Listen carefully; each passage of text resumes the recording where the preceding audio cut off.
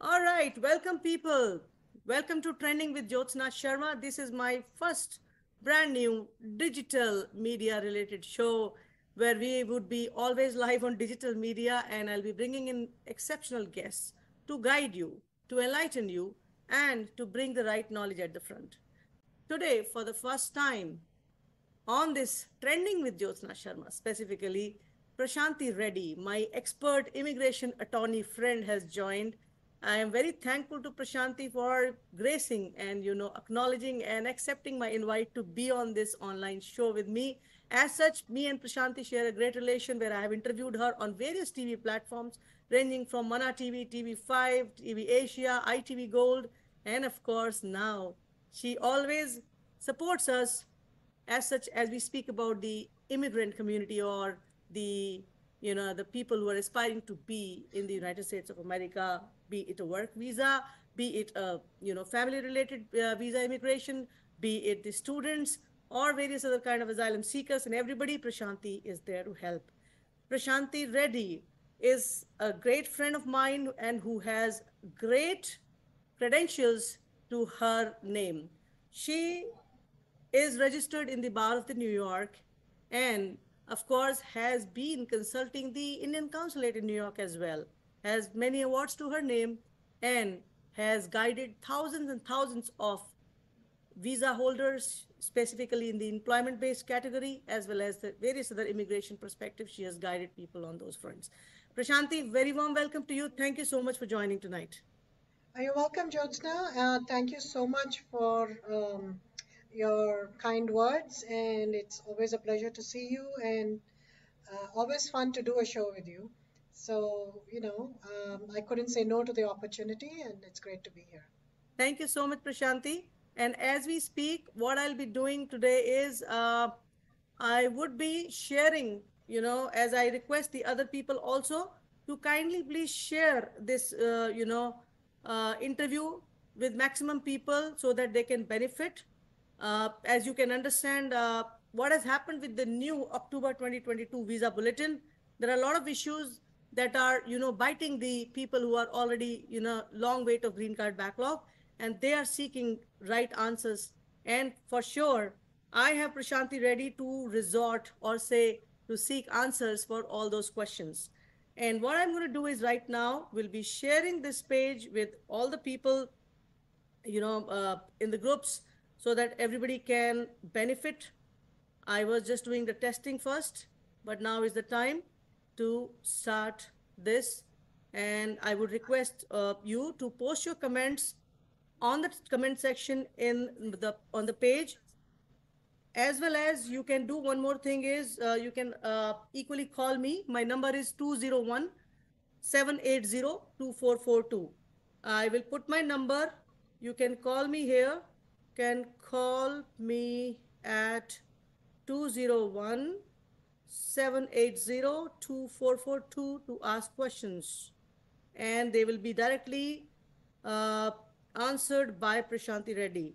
The topics that we are picking today are, you know, first and foremost, of course, the October 22 visa bulletin, and the relatable topics are the remaining visa numbers, basically. We will focus on that, and then the visa outlook for the next year, as of course, you have doubts as to what happens the next year.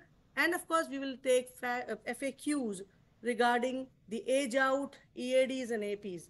And of course, I definitely have started getting answers, questions also, Prashanthi. But yes, Prashanthi, first and foremost, there was a lawsuit. In response to that lawsuit, on September 6th, something came up through USCIS. And that's how things have changed. Do you have any information and idea about the lawsuit, Prashanthi? Yes, so this is very recent, as Jyotshna was Madhavan saying. versus Jadhav. Yes. So what happened is, in this case, Andrew Parker, who is basically an officer of the Department of State, has given a very detailed report as to what the status is of visa allocations. Mm-hmm. And also, he's kind of explained what the process is, which is very interesting. We know this, but it's nice for those who don't know to go over, this whole document. It'll give you an idea as to what has happened this year, how many visas numbers were there, Mm-hmm. how many have been allotted so far, and how many visa numbers remain. um, until the end of September. This is extremely important Mm-hmm. because for all those who have filed their EB2 and EB3 cases and whose visa numbers are available as to the visa bulletin in September, Right. it's important to know whether you're going to get your visa or not by the until the end of September, because we know now, and that's the second topic we're going to discuss. We know what the October visa bulletin is going to say, and we know it's not good news. So let's talk about first what the current situation is with reference to this fiscal year and what the visa availability is. So Right. basically, to start, this year, about um, 280,000 visas have been allotted, employment-based visas. So the number, as we all know, there are a certain number of visas allotted every year for both family-based categories as well as employment-based categories, and it's a Right. limited number. It's not unlimited. So the number of visas issued for the family-based um, and the number of visa numbers used. So totally we have from the family base, we have 141,507 visa numbers that have been moved over to employment based, and we have the employment based visa numbers available, which is 140,000. So in total, for 2022, we have about 281,507 visa numbers available Mm-hmm. for all of this year. And Right. these visas have to be used up, as we know, by September 2022, because in October, then the new fiscal year starts, and it's a whole new ball game, new visa numbers, et cetera, et cetera. So let's talk about what we have now and what to expect for the end of the fiscal year. Right. So for EB1, EB2, EB3, so we know that we have this many visas and they have to be allocated among the different visa categories. So there's EB1, EB2, EB3, Right. EB4, and EB5 categories totally. So the EB1, EB2, EB3 categories, about 28.6% is what they get, what they're allocated. Mm-hmm. And EB4 and EB5 get about 7.1% of the overall visa limit. Also, there's a statutory provision by Congress where if certain visas in certain categories are not required or not used, these are then moved on to the different visa categories. So this is called the fall up or the fall down. Pretty much it means that, for example, if the EB1 category is not used, then that falls down to the EB2 category. And if the EB2 category, the visa numbers are not used, then it falls down to EB3, to EB4, to EB5, so on and so forth. Getting it. So with the fall up and the fall down, it's possible that, it's more than 28% used by a certain category, right? In addition to these categories, we also have per country limits. Right. So if you're looking at the Indian subcontinent, then you have only a certain number allocated to India and all other countries. So there's a 7% annual per country limit that applies to all family-based as well as employment-based preferences. So there's only every country cannot use more than 7%. Agreed. But again, there's an exception here. Um, the exception is that if the other countries um, are not being used, so if say worldwide they don't use the numbers allocated to them, then that could go into the backlogged countries, which is pretty much India and China at this point, because all other categories are current for the other countries. To give you Right. an idea as to how this works, so the Indian nationals used over 50% of all the EB1 visas, even though there's only a 7% limit for each country. But they ended up using 50% of the The EB1. spillover coming from the balance Yes, ones, because of the other countries. spillover from the other countries, because they don't need them. So they Right. use 51% from EB1, 47% of the EB2 visas, and about 27% of the EB3 visas. So that's how it actually worked out this year. So that's basically the spillover the percentages and how it works. So also it's important to understand how, a final action date is established and what that means and what those numbers look like. So when the amount of demand for a particular category exceeds the supply of the visa numbers available, so if there are more 485s filed than actual visa numbers available, then there's a cutoff date that's established. And so it will no longer be current. So these, for example, if there are about 3,000 visa numbers available for India, and say 8,000 applicants, 8,485s have been filed, then the Department of State will establish a cutoff date so that only 3,000 visa numbers can be used because that's the only ones available. So they'll establish a cutoff date so that the 3,001st applicant will not be able to file. That's how they establish final action dates. Prashanthi, let's trace back a little bit of history. The euphoria that happened in 2020, October, when the visa bulletin came and lots of dates became current. Of course, thanks to Trump administration putting the travel ban, and that travel ban led to, family numbers coming to us. I'm getting one call right now, and I'll pick this for you, Prashanthi. Welcome to Training with Jyotshna Sharma. You're live with me. May I know your name, please? All right. Looks like the call dropped. I'll get the call again. So you can resume as we speak about Prashanthi. Yeah. So again, that's how final action dates are established. And I'm just giving some background so that people understand what's happening. Right. And often what happens is when the final action date is established, there is such a thing as retrogression. What happens with the retrogression? The final action date retrogresses, meaning it moves backward. So retrogression is basically the term used to describe a backward movement of a final action date, which we will talk about soon in the October visa bulletin, right? Absolutely. So that's what I got a caller again, Shanti. Sorry to interrupt. Go ahead. Yeah. May I know your name, please?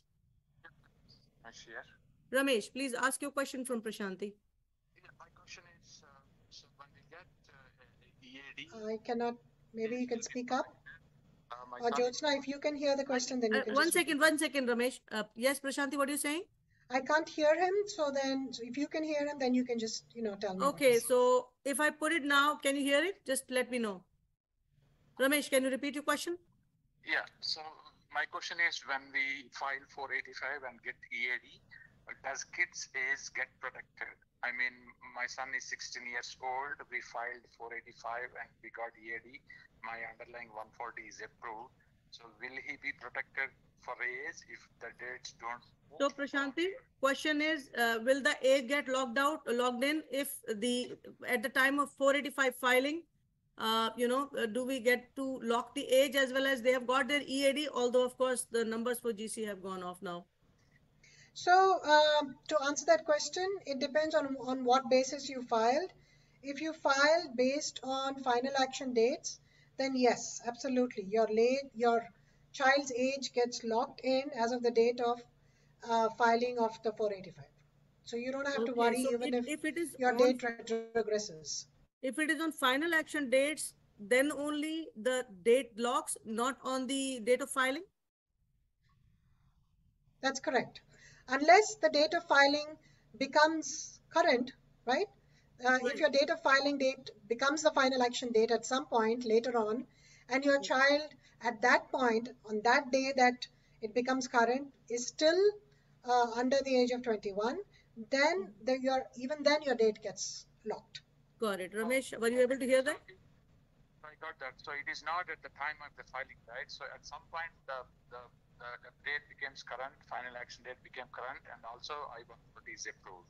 So when we filed at 2021, at that point of time, I-140 is not approved because we filed together concurrently. So but during last 12 months, at one point, the final action date is current. Okay. So let me rephrase it for Prashanthi. Prashanthi, here is a glitch. What had happened is their date got current final action for once, but they had done a concurrent filing for I-140. As you can understand, they were downgrading, upgrading. So it so happened, although it became current for some time, the concurrent filing happened and then I-140 was not there, but the date was current. You understand? Yeah, How do so you it quit doesn't that? matter. It Okay. doesn't matter on that date, whenever that date, when it became current, on Mhm. that day, if your child was still under 21, which she is because she's only 16 still, Right. the date gets locked as of that date. Perfect. Okay. So the date is locked for you, Naresh. Okay. Thank Rest you. assured, all the best. But I hope this new year, 2023, should get you something better. Don't worry Sure. about it. Okay. Thank you. Prashanthi, of course, as we go ahead, talking and discussing, there is another question that comes back from Anusha Dhawala. She says, my PD, okay, I'm getting a question live though. Let me, hello? Please ask your question and your name, please. One second. Can you repeat your name and question?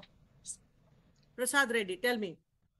Yeah, so my question is, my priority date is October 2013, and I filed in June of this year when my priority date became current. Final date became current, and so I haven't got any EAD, and I haven't even got the EAD also. So my question is like, we don't know like how much time it's taking now. So can I travel out of country while I'm waiting for my EAD and advance payroll, or is it suggested that I should just wait for them to get in my hand and then go out of country?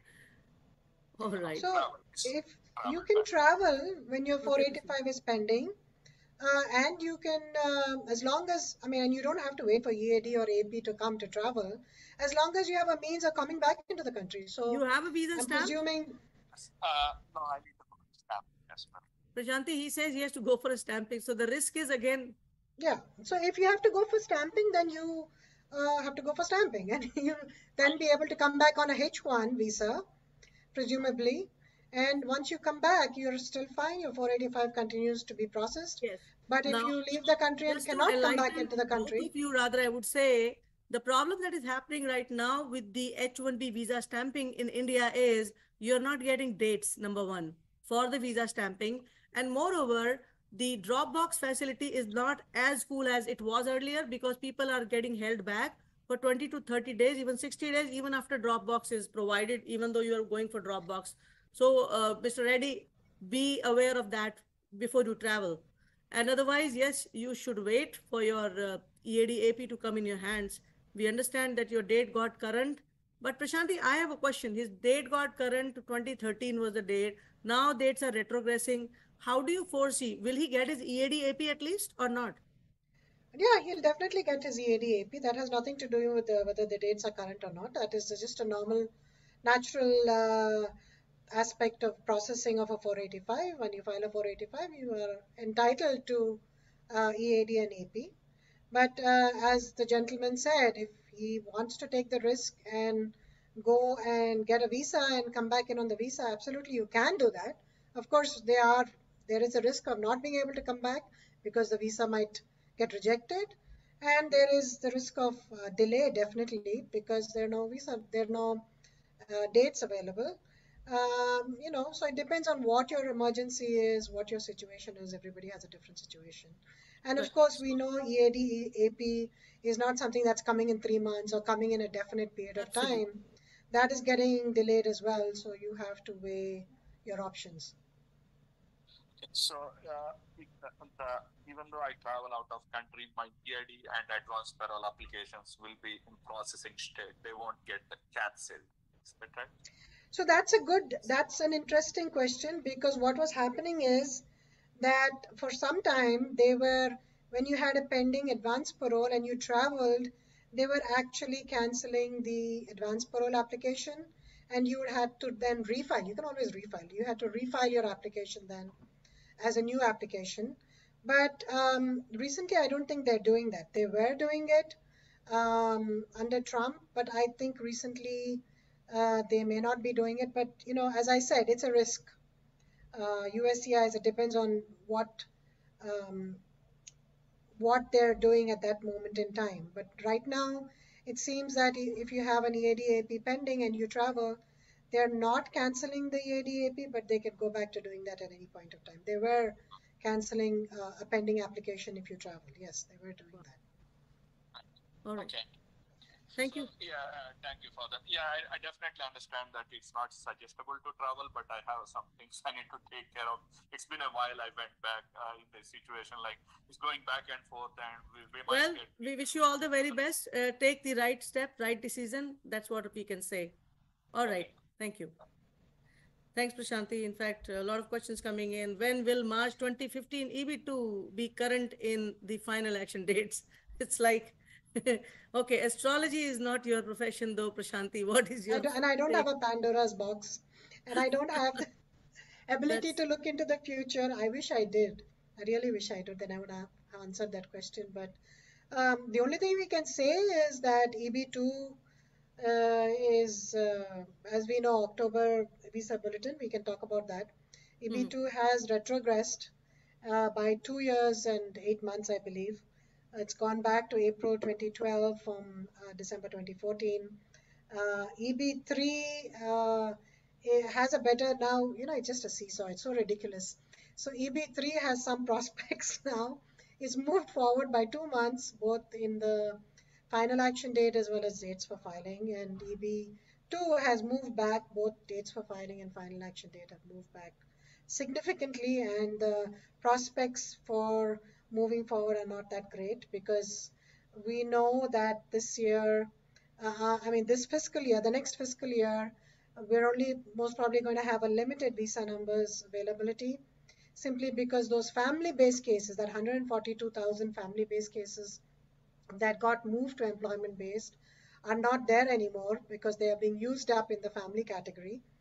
This year, in the beginning of the year, in the first half of the year itself, the consulates processed um, many more cases than they processed in the entire 2021.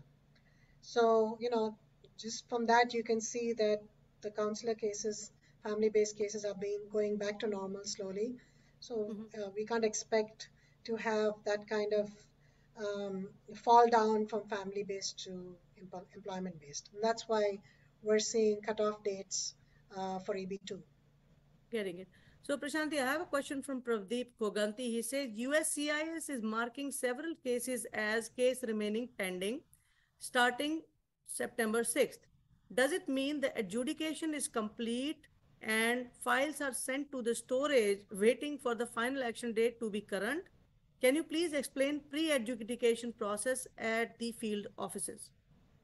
Sure. So again, let's talk about then, this is a good segue into the Right, projected annual limit for EB3, right. what the numbers are remaining, so the gentleman has an idea as to what's happening with his case, and everybody else has an idea as to what what to expect for this fiscal year.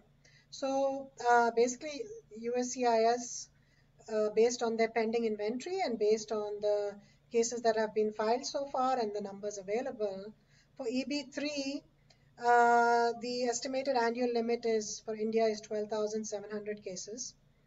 They have used 12,460 cases so far. This is August 31st. Okay, we're not even talking about the first week of September. So Wow. they have remaining 240 cases remaining. Okay, and the inventory that they have pending, the adjustment cases that they still have pending as of September 6th, is 24,736 cases. My So goodness. those 24,736 cases are going to get backlogged, and even though your date is current, your case will not be processed simply because as of September 6th, most probably they have used up even those 240 cases. So it's a funny situation because people can still continue to file 485s because as per the September visa bulletin, the dates are current. But what will happen is your case will be just kept pending because they have no visa numbers to approve your case now. So it might be that you will not be able to even file new 485 cases if they revise the September visa bulletin, which they should, because if there's no visa numbers available, how are they allowing new 485s to be filed? So I don't know if they'll um, revise that. That'll be bad news because then no new 485s can be filed in this month, even if your date is current. So I would suggest whoever has a 485 and they have not filed it yet and you know, working on the case to file it based on the September visa bulletin, they should file it now. You know, file it on Monday, file it on Tuesday. Oh Otherwise, my God. it's very likely, it's quite possible that they might even revise the September visa bulletin, right?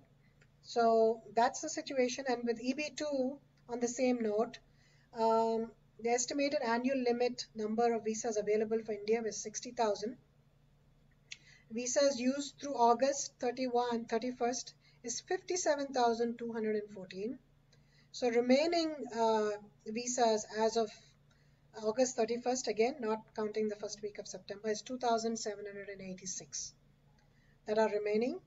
And pending cases that where the priority dates are current, but the 485 has not been approved, is 39,627. You see significantly more than EB3. EB2 has much more inventory pending. And they're saying in the first week of September, um, they have pretty much used up all those pending visa numbers, those 2,000 cases. So as of September 6th, they're saying, USCIS is saying there are no visas remaining for applicants from any country of chargeability in EB1 and EB2. And for India in EB2 category, they received at least 2,786 cases between September 1 and September 6. So those visa numbers have really been used up. So bad news is if you have not had your 485 adjudicated as yet, it's unlikely that it will be adjudicated, and it's likely that uh, it'll just be pending as it was. And as we know, we have already seen the October visa bulletin has come out, and your case, unfortunately will be retrogressed. So that's the most likely scenario, that, you know, your case will remain pending and will retrogress in October. Getting it. So, Prashanti, do you think that whatever happened previously as the outflow of visas happened, I mean, the dates became current, EB2, EB3, they went up to 2015, right? Now when this is retrogressed almost 2.5 years for both EB2 and EB3, how do you foresee what's going to happen as we speak about the visa numbers available? You are showing that you are talking about that bleak chance of getting the numbers. How do you see next year though then? Like we just discussed, right? We can expect retrogression. Um, and unfortunately, I mean, we don't know whether dates for filing can be used or not. I think USCIS has not yet, at least I haven't seen it today. I don't know if Mm-hmm. they've come up with something today as to which bulletin you can use, which table to use. But even the dates for filing don't look that great. It's pretty much the same as final action date. So even if they go with the dates for filing, I was hoping that that would be better and that would provide some relief, but it doesn't look like it will. Mm-hmm. Um, so I don't see anything good happening, because if it did, it should have happened now, right? Because their October visa bulletin is the start of the fiscal year. They haven't even started it, and based on the cases that they have, they're saying that it's already retrogressed. All right. So I don't see a path forward. How is it going to get better? Okay. I don't see how it's going to get better, because they have that 140,000 or whatever, and they have a lot of cases that are pending. So unless they're able to clear those pending cases, and maybe um, then they'll get a better idea as to what visa numbers are remaining, and maybe they'll move it forward. Maybe EB3 will move forward a little bit, but I don't see how EB2 is going to move forward unless something happens and they come up with some new numbers. Okay, so now I'm getting some more questions here. Thank you for those answers, Prashanti. It says, Subha says that Subha Chalamatasetti, I came to know that USCIS already released revised September bulletin this week. Is that correct? If yes, then will they release one more revised September bulletin? Any idea when it will be released? All right. To the best of my knowledge, again, I haven't looked today. There is no new September visa bulletin released, unless you're aware of something, Jyotsna. No, I have It's not still the seen anything, same. honestly. Yeah, it's the same September visa bulletin with the same dates, December 2014. Everyone is expecting, as I said, that it might be released. So again, guys, ladies and gentlemen, if you have not yet filed your 485s, do it now. Do it next week. Okay. There's another interesting question here which Siva Balineni is asking. He says, at what point of time does USCIS or Department of State allot a visa number to 485 file? Before medical RFE or once RFE is cleared? So RFE and medical has nothing to do with that really. Once your case is complete, and once it is approvable and they have all the documents, then and when it is being looked at by an officer, that's when the officer requests. If it's on the desk of an officer, he or she sees that it's complete and ready for approval. That's when they allocate the visa number. This could be at the time of the interview also. If the date, they could reserve the visa number at the time of the interview if they think it's complete, right? Once the interview is done and if just processing is left over, just the green card has to be issued, they could reserve the visa number at that time also. But in general, if there's no interview, then that's whenever the officer finds the case to be complete, that's when they reserve the visa number. Okay. There's an unrelated question I'm picking up though. Of course, it came because Sam Khan says L2 EAD, can they work based on I-94 after March 2022? I'm not able Yeah, to understand this question. yeah. So L2s no longer require, as per the new clarification on the law, which is already the law, but they've clarified it. L2s don't have to apply for an EAD separately. So they can just work on their I-94. So that's a good thing because that frees up a lot of time, USCIS time to then adjudicate H4 EADs. And Right. also for L2s, they don't have like a 6-month, 1-year waiting time. They don't have to wait for an EAD to be issued. They can automatically work on an Understood. I-94. So the answer So is yes, they can work on an I-94. perfect. So they can work. Thank you. Correct. Thanks for the answer. And Prashanti, going further again, as we speak about aging out, okay, I wanted to rephrase it again because, of course, we spoke in the beginning also. How do, kids age out in the process where for once their date became current, date of filing, a final action date, okay, 485 was filed, now it is retrogressing. What is the consideration for them? So it's very interesting because I had this case where I had to decide whether to interfile or not. Sometimes just because you have an EB2 doesn't mean that blindly, it's a good idea for the person to interfile to an EB2, right? There is a very real consideration of aging out. And I'll give you an example so that, it's easy to understand. So the person filed for an EB3, right? And filed for EB3, I-140 and 485 concurrently. And they did a downgrade. They had an EB2 earlier. They did a downgrade in 2020. And that EB3 I-140 took a year to get approved. We know those Right, downgrade I-140s took a long time to right. get approved, sometimes even 2 years, right? So and then at some point the EB3, we know EB3 got current at some point in 2021. A lot of EB3s got Right. current. So in this particular scenario, the person actually was 20 years old, or 21 plus years old at some point when the 485 was filed, after it became pending, but was saved because, we know that how the age of a child is calculated. So in this particular example, because the I-140 the EB3 I-140 took a year to get approved, right? So the child's age was deducted by 1 year. Mm-hmm. And luckily, the EB3 485 became current Oh, in a wow. year after filing. So at that particular date, when the EB3 I-140 was approved and the date became current, the child of the age, the Of child's the child. age um, was 20 years and 11 months Oh my God. because we were able to deduct the processing time on the I-140. And the date that that the priority date became current was 1 year later.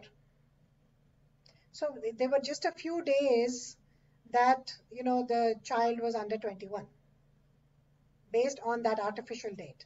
So now that the child's age was locked at that point when the priority date became current, it was only current for a month, but the child's age got locked, and it was locked at under 21, 20 years and 11 months or something like that.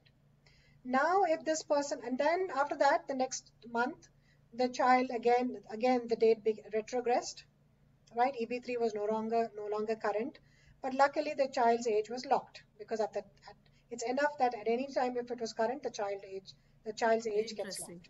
So now if the person files EB2 interfiling, because the parent, the EB2 became current now this year. Right. So he wants to file an interfiling. If he does that, the child loses their age out date. Oh my God. Okay. If they interfile, the child loses the date because it's on EB3. Because now they're looking at EB2, and based on EB2, the child doesn't qualify and age is out. My goodness. Okay. Because there was the EB2 got approved very quickly. There was in 2 months, so there's no deduction of any time. I-140 pending time is not there, or is not sufficient. And the date became current only now, like 2 years after the 485 was filed. So based on that, if you file interfiling, the date is no longer current, and the child's age is over 21. So that's why that parent decided not to do an interfiling, and is still sticking with his EB3. So every case is different. Don't just blindly interfile. Consult an attorney and make sure that if you interfile, because they've said very clearly, if you interfile, then the EB2 date is used to calculate the child's age. Absolutely. And then he would have locked up, Yeah, so then you have a problem. So it's very interesting. I'm getting more questions here, Prashanthi. Anusha is asking, when we file EB5 I-526, does it provide age protection? Do we file separate I-526 for each family member or one of the family? Of course, so you have to file a 526 and a 485 together.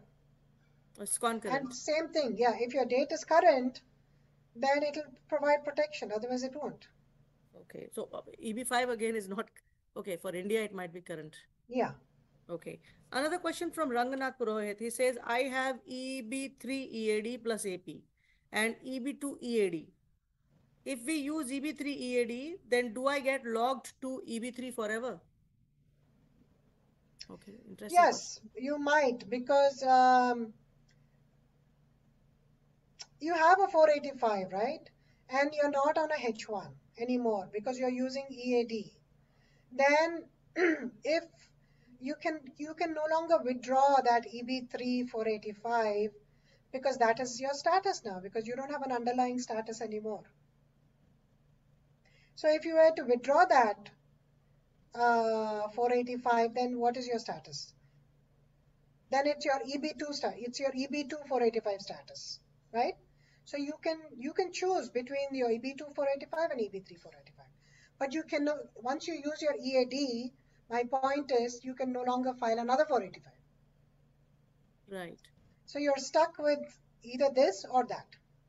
So as an expert advice, what do you suggest, Prashanthi, that stay on H1B? I would say stay on H1B so that you have more options available. And, and obviously you cannot have two 485s. At some point you have to decide which one to keep.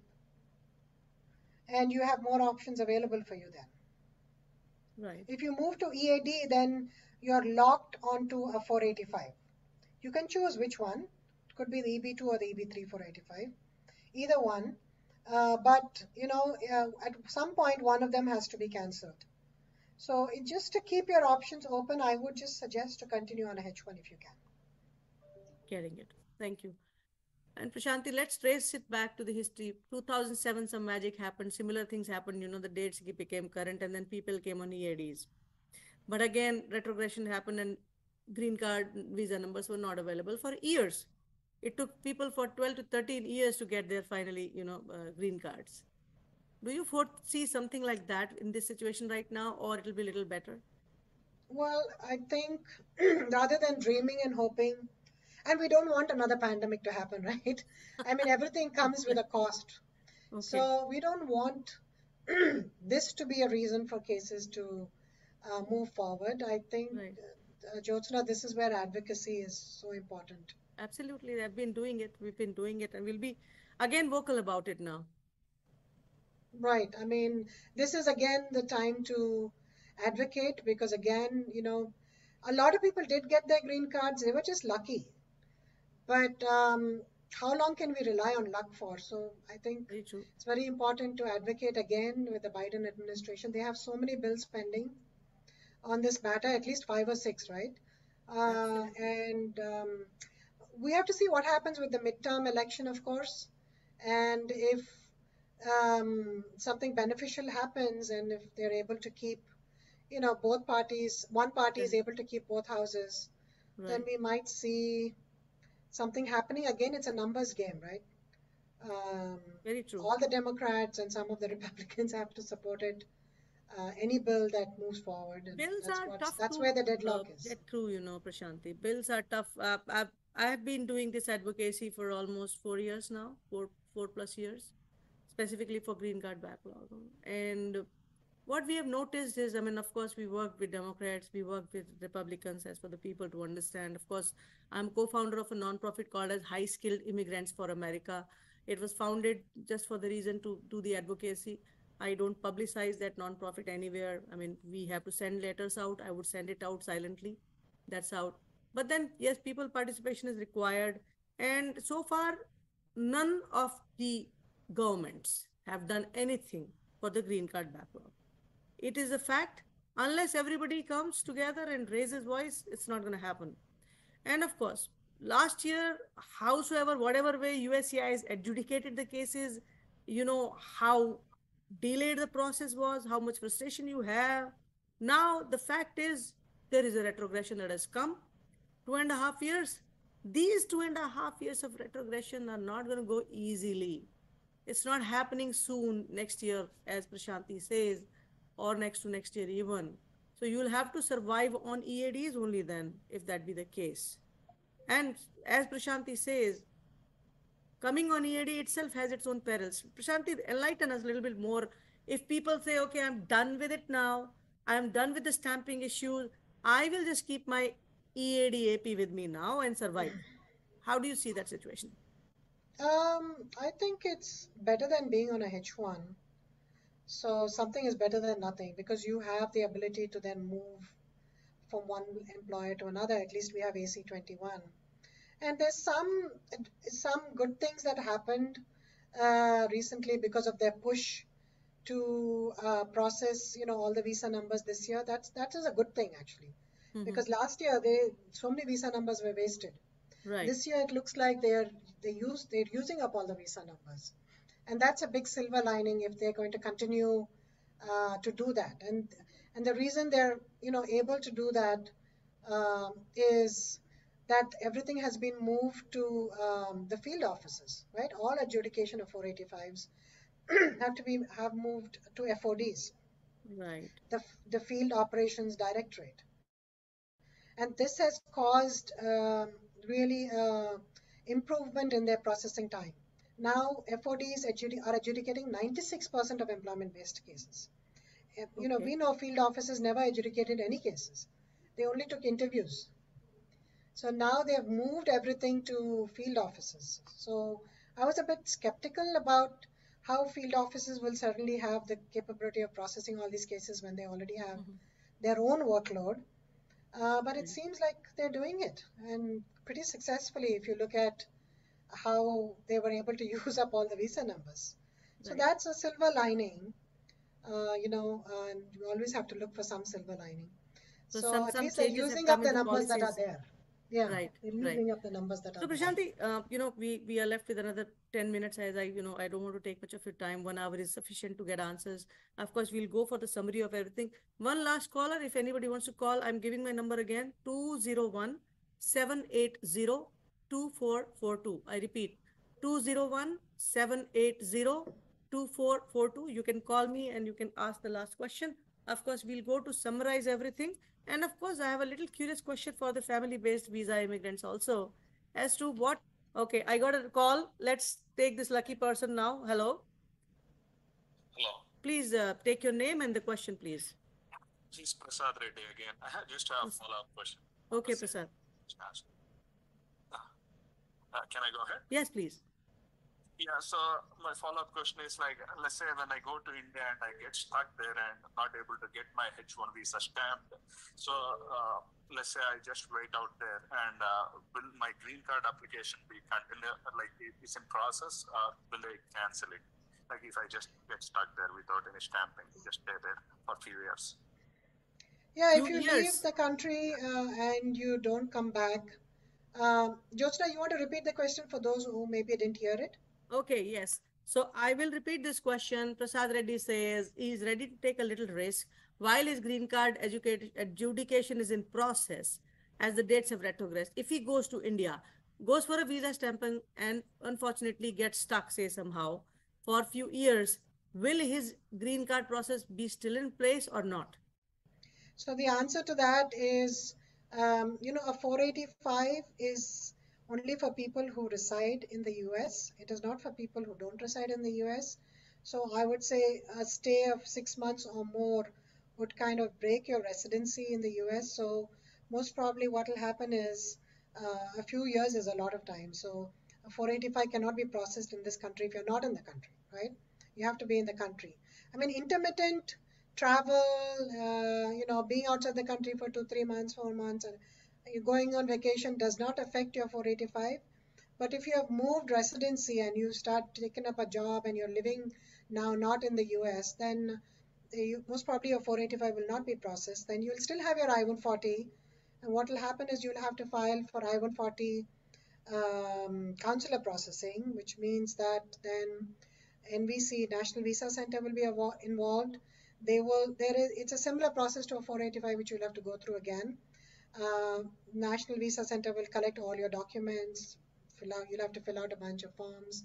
And once that processing is over, then they will then transfer your case to the consulate. And once the consulate has appointments available for you, they will schedule an appointment for you, and they will have an interview for you, and they will adjudicate your case at some point and give you the green card that way. Okay, so all this can happen if, let's say, my H1 visa is not stamped and I Absolutely, absolutely. Okay. Correct. Yeah, All I right. don't want to spend Sure. more. Thank you. Thank you very much. Thank you so much. All right. Pretty tricky, you know. I mean, Yeah, people have lost their yes. patience. That's the problem, you know, why Right. it is coming. These questions are coming, Prashanthi. So the other thing that has come to light is basically they are talking about processing times, and they've said that agency-wide processing times for EB2 and EB3 for 485s is kind of about 20 months for about 80% of the cases. So it's good to have some processing time, so it's about 20 months. But what happened with the October 2020 cases is we've seen that it's more than the processing time was much more than 20 months, and we've seen I know. that some 485s filed this year, it's been much less than 20 months. They've in fact got approved in a couple of months. So if you're an October 2020 case, they're saying that the processing time went up because there was so many cases that were filed at that time. So that's why we see a discrepancy in processing times.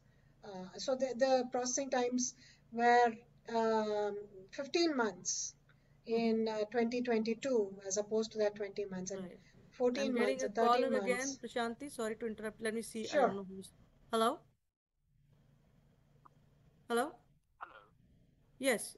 You have a question for Prashanthi? Yeah, I did. Your name, please? I'm Right, Pinkesh. Ask your question.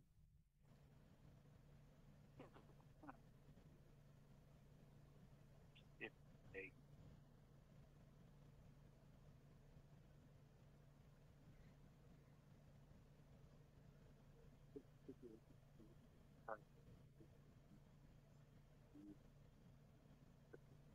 if they go back to the industry and have a managerial position, how can I apply on EB? So that's the question. Second question is, do you think the USCIS has engineered the usage such that there is very little spillover in EB2, so that things like email processing of EB1 and tweeting every day, things like that. No. As a very no demand. I mean, you can see there is a demand of trading. Everybody can see it. Actually, Right. so why did they really force everyone else to? Okay, interesting question. And I know the emotions there. Prashanthi, what's your take? Couldn't hear anything, so you have to repeat the entire question. Okay. So his, of course, first situation is leaving the country, and he says, if I go out and stay there for 1 or 2 years and come back on a managerial role, to make it easy. How plausible it is. It is plausible, and a lot of people are doing that. Infosys and Cognizant are filing EB1 cases by the dozens, by the Really? hundreds, They've because started again? EB1 is current. I don't know how long it'll be current for, but people are really just coming on EB1s. But of course, it Right. depends on your employer whether they qualify to file such a case. It's really the size of the company does matter, but it Can is they take plausible. the reference of EB2 date, I-140 filing date when they come back? Yeah, In case, they can port the priority date, but they don't okay, need to because EB1 is current. all right. Another question So was, has USCIS engineered everything the way things have delayed and they're showing that everything is working out? A lot of tweets coming from USCIS these days that they're very active in responding to cases. And I understand that that's a frustration, of course, anybody and everybody would have right now. right, I don't really support the way USCIS has functioned in the past couple of years. A lot of it is left, uh, there's a lot of incompetence and mismanagement of funds and And blah I blah have a blah. question, Prashanthi. So yeah, Yeah.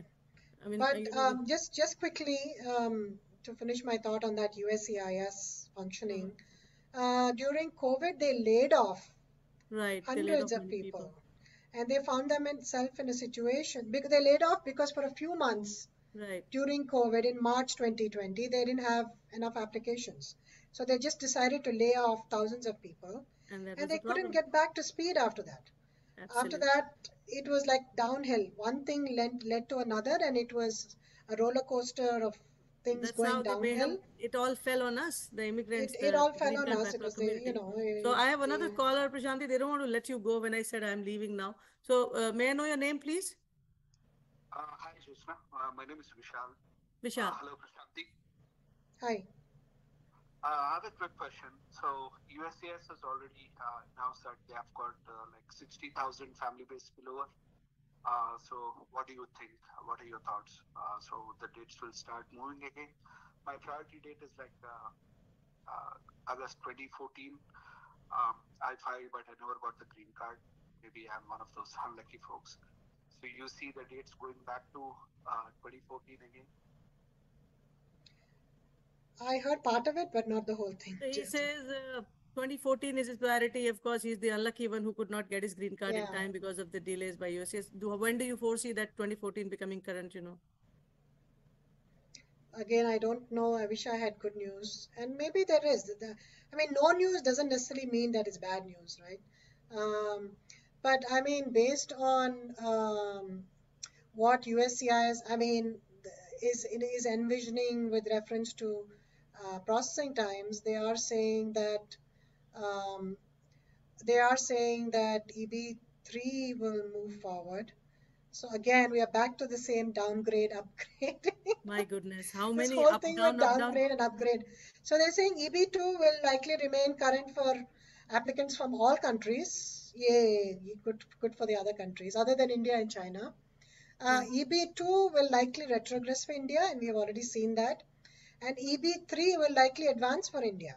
So now all the folks can go back to, the after the interfiling again downgrade to My EB3. goodness, seriously? Interfiling back to EB3 or EB2. This is too If much. you I have, mean, that's why it's important. It's good to have both EB2 and EB3. If you filed a new petition and not okay, amended I your have a I-140, question. yeah. Somebody has EB2, okay? No, somebody had EB3. So they moved up to EB2, okay? No, sorry, no, it doesn't happen. Somebody had EB3, came down to, I mean, Somebody had EB2 came down EB2 to and came down EB3, to EB3. Yeah. EB2 came down to EB3, EB2 became current, back again to EB2, and then again coming to EB3. Does any previous EB3 have relation to be immediately ported or something like that? I mean, it's So it's not the a, same thing, interfiling. You do interfiling again. I And mean, this time, instead of asking again a interfiling process? to Huh. EB2, you do interfiling to EB3. All right. I have another caller, Prashanthi. I'm taking this caller as well. Uh, may I know your name, please? This is Harini. Harini, question, please. Question is, as per USCIS, there are about 60,000 spillovers from family-based from the last fiscal year. So would that spillover be expected to be allocated to EB2s? If so, will there be any progression in the priority dates? Same question. So, yeah, so there's no spillover, my dear, from one year to another. This year is almost over. Oh And my they're God. saying the Okay. visa numbers are already used up. So whatever spillovers don't go from year to year. They finish that year and that's it. And that's So the whole thing, right? That's one of the rules that they want to change, making use of unused visa numbers from to previous the years. next year. If they So, make use of that, everybody becomes current. So there's a lot of numbers available, but Harini, it doesn't okay, spill if you're over. not able to hear Prashanthi and Prashanthi, Harini, Prashanthi says the spillover was for 2022 and it ends now. It doesn't get forwarded to 2023 to be availed in 2023. So the family-based spillover ends here. It will be wasted. You understand? Okay. It doesn't move further. And if that's the If sorry there is state. if there is a further spillover in 2023, then that will benefit us. But they're saying that the family-based numbers are being used rigorously for the next year because everything is kind of going back to normal. So the Right. family-based numbers are going to be used more robustly than they were used last year. So they're not expecting. That's why there's retrogression, right, of the EB2. They're not expecting much Yes. spillover. So we have to wait and see what happens. All right. Thank you, Harini. I hope you got the Thank answer. you. Sure. Thank you. Prashanthi, thank you so much for your time. In fact, it's already 1 hour past. But yes, let's summarize as we spoke about those steps. If you can provide a summary, it'll be excellent, before we leave. So the summary is that EB2 has retrogressed by 2 years and 8 months.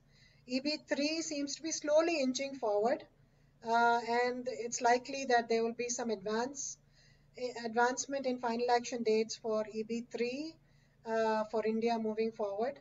And we don't expect much spillover from the family-based cases to employment-based cases as we've been seeing the last 2 years.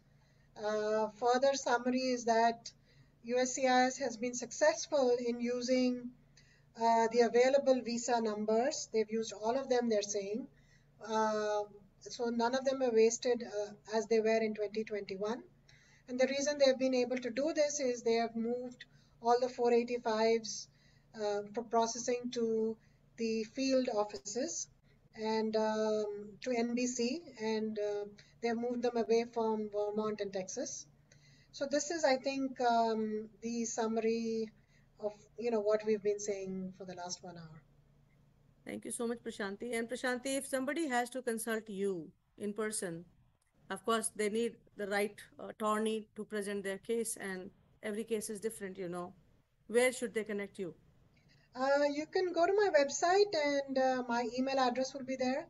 You can send me an email, reddysq.com. That's my website. And you can find information there on how to contact me.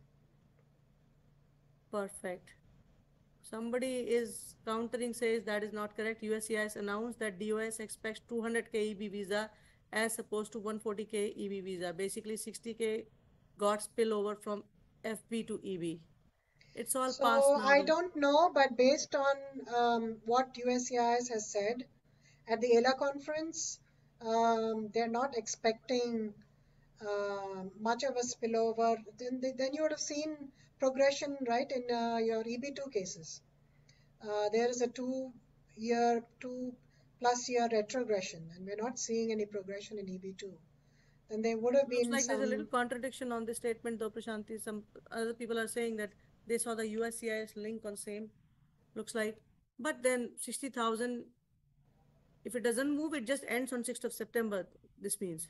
Yeah, so again, maybe it is information that I do not know, and maybe you have more latest information than I have. But based on the information that I have, for 2023, there is not going to be much of a spillover with family-based cases, and that's why we saw the retrogression.